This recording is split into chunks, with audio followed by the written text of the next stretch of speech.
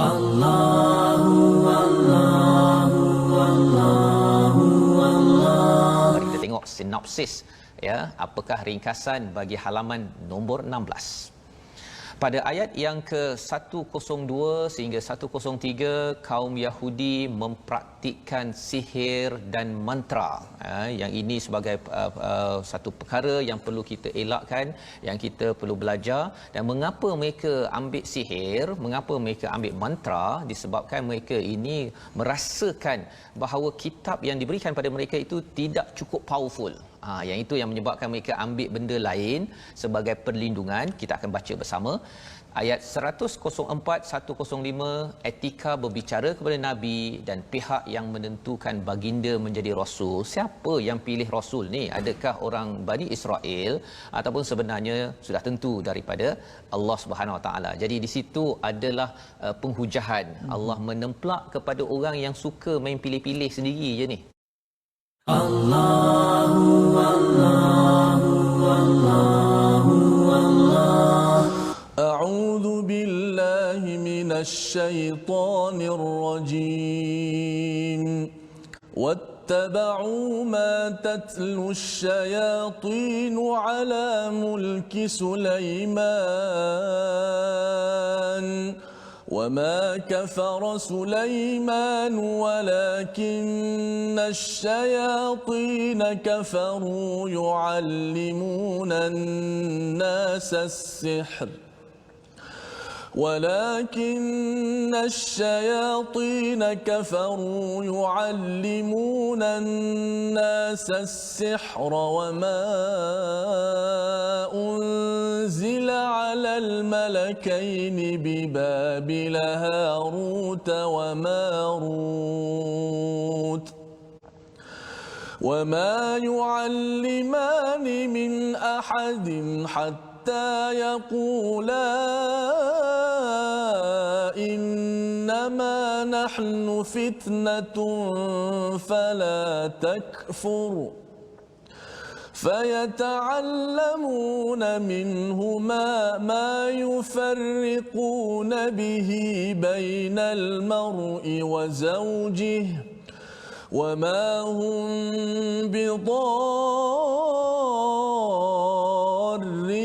به من أحد إلا بإذن الله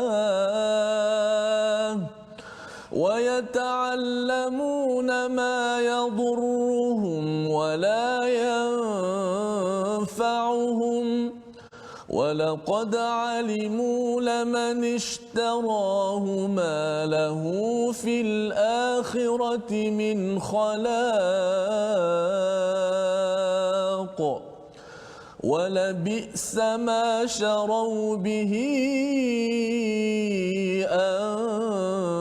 أنفسهم لو كانوا يعلمون ولو أنهم آمنوا واتقوا لمثوبة من عند الله خير لو كانوا يعلمون يا أيها الذين آمنوا لا تقولوا راعنا وقولوا انظرنا واسمعوا وللكافرين عذاب أليم ما يود الذين كفروا من أهل الكتاب ولا المشركين أن ينزل عليكم من خير من ربكم والله يختص برحمته من يشاء والله ذو الفضل العظيم صدق الله العظيم. Allahu Allahu perkara yang kita ingin ambil daripada halaman 16 ini sebagai pelajaran kita. Yang pertama, bagi kita sama-sama saksikan. Daripada ayat yang ke-102, resolusi kita ialah jangan kita terlibat, elakkan terlibat dengan sihir walaupun nampak seperti ada manfaat short sighted, ya, short term di dunia ini. Yang pertama, pada ayat 104, jaga perkataan agar tidak menyindir atau memperolok-olokkan orang lain, termasuklah menukar perkataan untuk menampakkan seperti okey tetapi sebenarnya ingin mengutuk, ingin mengecam kepada orang lain. Itu bukan akhlak orang beriman. Dan yang ketiganya, jangan dengki pada orang lain, kerana itu rahmat daripada Allah. Rahmat Allah amat luas. Allah boleh bagi pada kita macam-macam dalam hidup kita ini. Sebabnya perkataan yang kita nak tengok pada hari ini adalah perkataan apa? Alima. Perkataan hari ini alima, ain, lam, mim. Satu perkataan yang banyak berulang di dalam Al-Quran, 854 kali, yang maksudnya mengajar, ada kaitan dengan ilmu, Ustaz, ya. So doa tadi termasuk sekali. Termasuk. Subhanaka la ilma lana. Tidak ada ilmu kecuali yang Engkau ajarkan kami, ya Allah. Jadi ilmu ini, tuan-tuan sekalian, ada yang bersifat nazari, teori, ada yang bersifat amali, praktikal dalam hidup kita. Itu sebabnya dalam Al-Quran ini ada yang nazari, Allah beri konsep dekat sini. Bukan suruh praktik. Kan, bila dapat tahu pasal ini sihir ni macam nak test lah. Bukan. Ini Allah cakap sihir bahaya, dielakkan pasal yang berkuasa adalah Allah.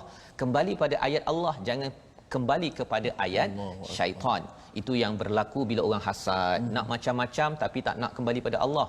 Dia nak bantuan daripada jin, daripada syaitan. Saya ada pengalaman, Ustaz, anak murid sendiri, dia dipakaikan satu tali hitam di pinggang.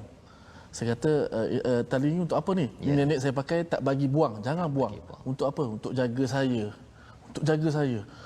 Lalu bila saya begitu, saya tanya kepada nenek dia. Memang betul. Nenek tu beranggapan bahawa tali pinggang itulah yang akan menjaga cucu saya. Betul.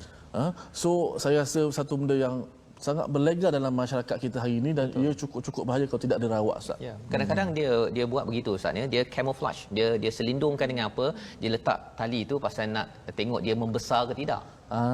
Dia satu, dia cakap nanti kamu pakai ni agar nak tahu kamu ni dah makin besar ke tak besar. Kan? Selindung di sebalik. Selindung. Tapi dalam niatnya adalah untuk apa? Untuk pelindungan daripada syaitan ataupun daripada jin.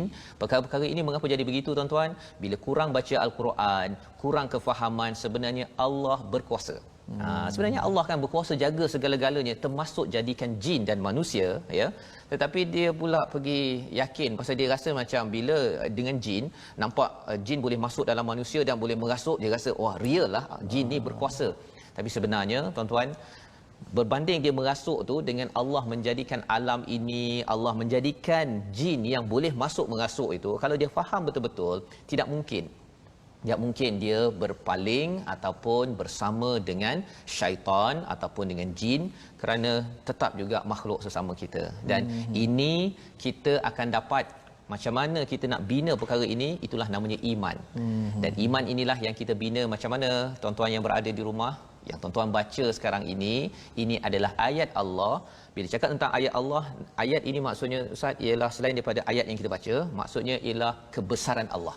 Makin kita baca banyak ayat Allah dalam Al-Quran, kita akan rasa, ya Allah, Engkau memang amat azim, besar. Tidak ada sesiapa yang boleh mengganggu, walaupun sihir, walaupun jin, ya. Dan Allah cakap sebenarnya kalau mereka tahu, mereka lah paling rugi sekali, ya, dapat sikit, akhirat nanti terus langsung tak dapat apabila mereka mengamalkan sihir ini. Moga-moga kita makin kuat dengan Al-Quran, kita terjauh daripada amalan sihir.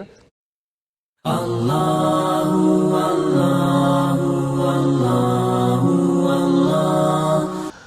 Baiklah, sidang penonton sekalian, untuk segmen tajwid, kita ambil masa sikit untuk segmen tajwid, iaitu kesalahan yang khafi, yang tersembunyi, ataupun kesalahan yang kecil.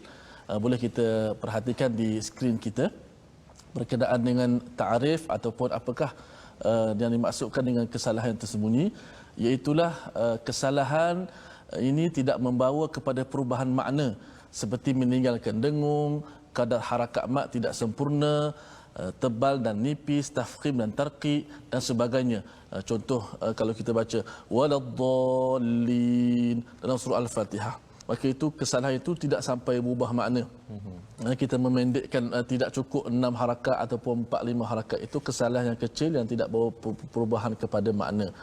Maknanya kalau lawan kepada kesalahan kecil ni kesalahan yang besar. Disebut kesalahan jali. Itu kesalahan yang jelas. Itu semua orang boleh faham. Orang awam pun boleh faham. Dia tak belajar tajwid sangat pun dia boleh tahu kesalahan tu. Contoh dia baca siratal ladzina an'amtu alaihim. Ini jangan kata Bilal, satu masjid boleh tegur. Boleh tegur kan? Mana ni kesalahan yang begitu jelas. Contoh dia baca bismillahirrahmanirrahim. Itu kesalahan yang semua orang tahu. Adapun kesalahan yang kecil ini kesalahan yang orang-orang yang mendalami dia dapat tahu. Seperti dia baca anta maulana, dia meninggalkan dengung pada kalimah nun yang mati bertemu dengan ta. Maka kesalahan ini tidaklah sampai bermakna, walau macam mana pun sangat afdal kalau ia ditinggalkan. Kesalahan ini juga berkaitan dengan talaqi musyafahah, bagaimana kita mengambil ilmu Al-Quran tersebut supaya kita dapat membaca Al-Quran dengan baik, kerana tidak syak lagi bila kita baca Al-Quran kita mungkin terdedah dengan kesilapan. Maklumlah kita manusia biasa yang tidak lepas daripada kesilapan, tetapi sebaik-baik kesilapan tu kita belajar untuk memperbaiki. Alhamdulillah My Quran Time kita ambil sedikit, mencuri masa sedikit Ustaz untuk nak sebut tentang sedikit tentang ilmu tajwid. Mudah-mudahan dapat meningkatkan lagi insya-Allah.